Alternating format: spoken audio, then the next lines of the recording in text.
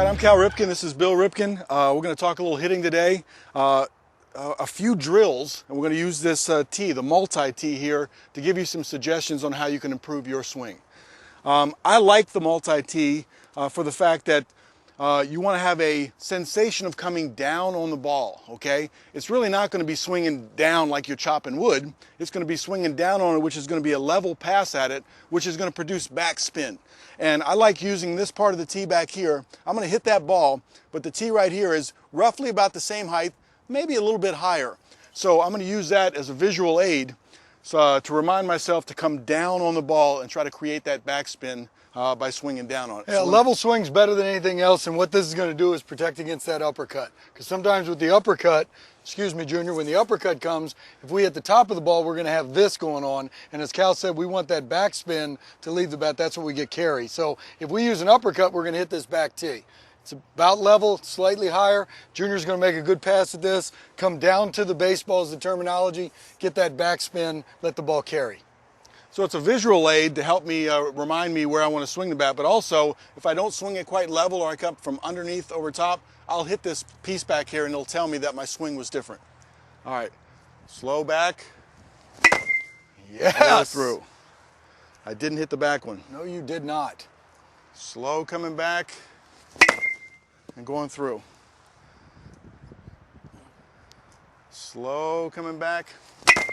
And I tipped it that time just a little bit. My swing didn't feel as smooth, and I felt like I came up and off the ball a little bit, and that's a reminder. I just ticked it there. So let me straighten it out real quick. Now, as you look at this, this places the ball out in front of home plate. Remember, we're going to stride to this point right here, so you have to adjust yourself on the plate in this particular drill. That's much better. Give me one more of those. Okay. See if you can repeat.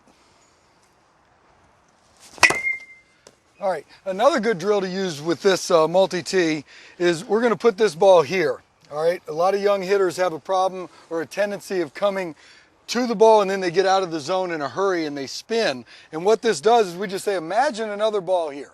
All right, we could probably use another ball, but if we got some people out there, it'd be a little bit of a safety problem. We can do that when nobody's around. But just visualize that there's a ball here. Junior's going to back himself up. This is the regular home plate again. He's going to understand where his stride goes. He's going to hit this ball. Visualize there's another ball out here. This will get him to the baseball and through the baseball, and will also help with his follow-through. A lot of times we talk about follow-through takes care of itself as long as you go through the baseball. Many times the hitter will come in and out, and the follow-through will come up and off the ball. This keeps you in the zone longer. This is a good drill to keep you in the zone longer. Same approach, back, and go all the way through. That was nice. Visualize you're hitting that second ball. But keep in mind, always hit the first ball and keep your eye on it. That's just a reference point out there. My bat actually hit that time.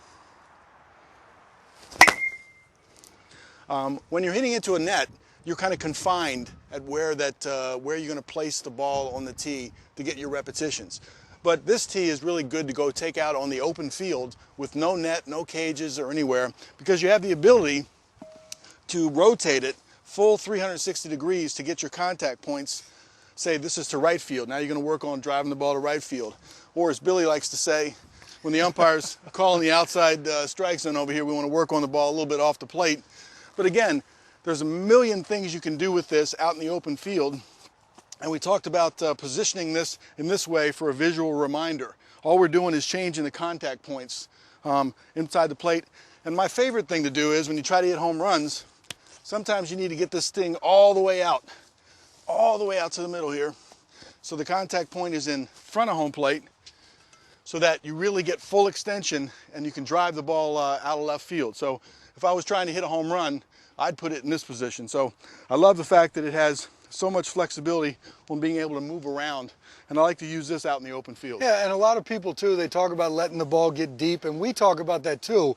But as Cal said, when you take this out on an open field, and this ball right here, for most of us when we want to go deep, we've got to get the bat head out and we got to pull it. And this is a pretty good visual reference of letting you know how far you can catch it out and still keep the ball fair and drive the ball. You're not going to create bad habits by going out there and hitting off a tee in a wide open field to try to go hit the ball far. What you are going going to do is you're going to develop that balance, you're going to develop your weight shift, and you're going to understand how far you can actually catch a ball out in front of home plate when you're looking for it, and you can drive the ball to the pull side.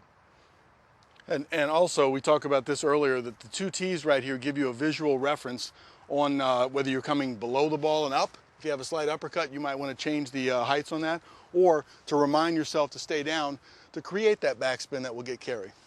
So that's just another a few things you can do with the multi-tee, and I would highly recommend trying to take this out on a baseball field and seeing where you can hit the ball and where it flies.